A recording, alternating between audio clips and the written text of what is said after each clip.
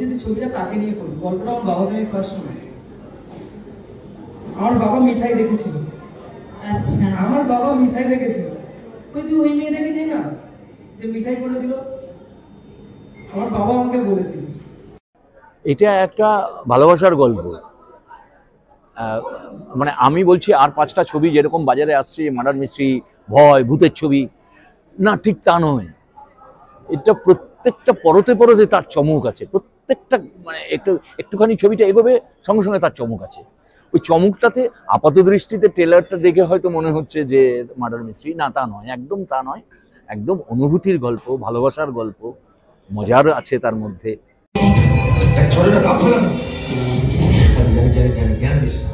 কারণ অত ইজি যদি হতো তাহলে তো আমি করতামই না। নিশ্চয়ই খুব মানে ভালো একটি ক্যারেক্টার, এবং তার অনেক শেডস রয়েছে, যে শেডগুলো অধরা থেকে গেল সেগুলো সিনেমার জন্য, সিনেমার পর্দার জন্য। মিতালির কথা যেহেতু থ্রিলার স্টোরি, তো তাই বেশি কিছু তো বলতে পারছি না। ক্যারেক্টার যেটুকু বোঝা গেল যে প্রাণোচ্ছল একটি মেয়ে, ডেসপারেট লাভার, রোম্যান্স পছন্দ করে, ভালোবাসার জন্য যেন সব কিছু করতে পারে। কিন্তু তার সাথেও আমাদের গল্পের কথা যদি বলো, তাহলে গল্পে দেখা যাচ্ছে যে খুন হচ্ছে, সৌরভদাকে পুলিশ ধরতে যাচ্ছে, ও পালাচ্ছে, এবং তারপর দরজাও বন্ধ হয়ে যাচ্ছে। তো নানান রকমভাবে আর কি নানান প্রশ্ন মানুষের মাথায় আসবে, আর সেই প্রশ্নগুলোর উত্তর পাওয়ার জন্য অবশ্যই হলে গিয়ে দেখতে হবে। আমাদের রিলিজ হচ্ছে 10ই জুন এই জানুয়ারিতে।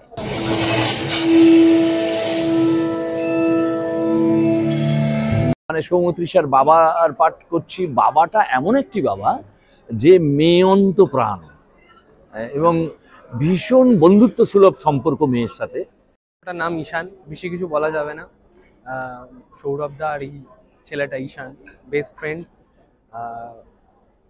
বন্ধুর সব সময় পাশে থাকে, টাকার প্রয়োজনে সব জিনিসে কাজে লাগে। মানে এই বন্ধুটার কাজে লাগে। হয়তো টাকা নিতে চায় না, ভাই আমার পয়সা নিয়ে আমি দিতে পারবো না, তাও জোর করে করে দেয়, আরে ভাই পরে দিয়ে দিবি, পরে দিবি। তো সব জিনিস তো আমিই দেখছি। বাবা মা ছোটবেলা থেকে মানে সেরকমভাবে কিছু করেনি বন্ধুটার, তো এই বন্ধুটাই সব সময় সাহায্য করে। আমার প্রথম থ্রিলার, আমি খুবই আশাবাদী সিনেমাটা নিয়ে, অবশ্যই ভালো হবে।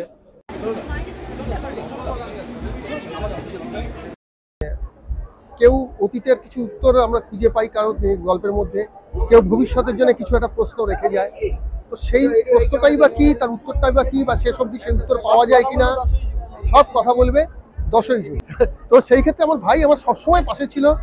সত্যি খুব সুন্দর ট্রেলারটা এডিট করেছে, খুব সুন্দর করেছে, খুব সুন্দর করেছে ভাই। থ্যাংক ইউ ভাই। এবং শেষ কথা আমি একটাই বলবো, বড় পর্দায় 10ই জুন দেখুন, কারণ এটা বড় পর্দারই ছবি।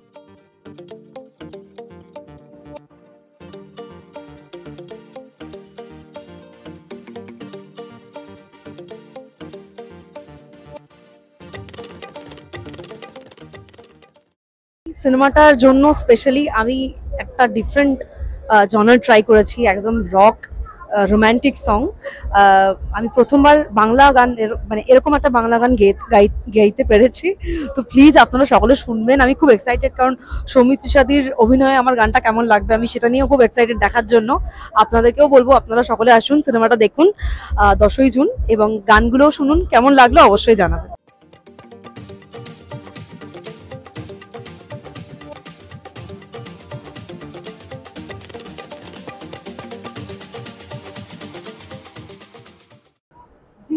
মানে সত্যি অনেক অসুবিধার মধ্যেই অ্যাকচুয়ালি শুটিংটা হয়েছে। যে গানের শুটিংটা আমরা করতে গেছিলাম, তো সেক্ষেত্রে তখন বৃষ্টি পড়ছিল, মানে ওই ওয়েট অ্যান্ড ওয়াচ টাইপের ব্যাপার হয়ে গেছিল।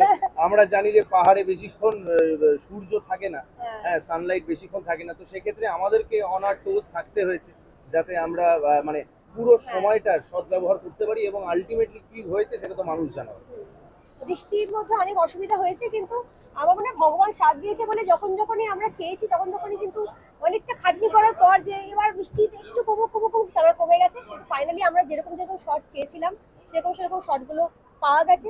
তো গানটা যখন আসবে আপনারা সেই গানটাও খুব ভালো লাগবে। আর একসাথে তো সবাই পাহাড়েও কাটিয়েছি, পাহাড়েও আমরা সবাই খুব মজা করে শুট করেছি।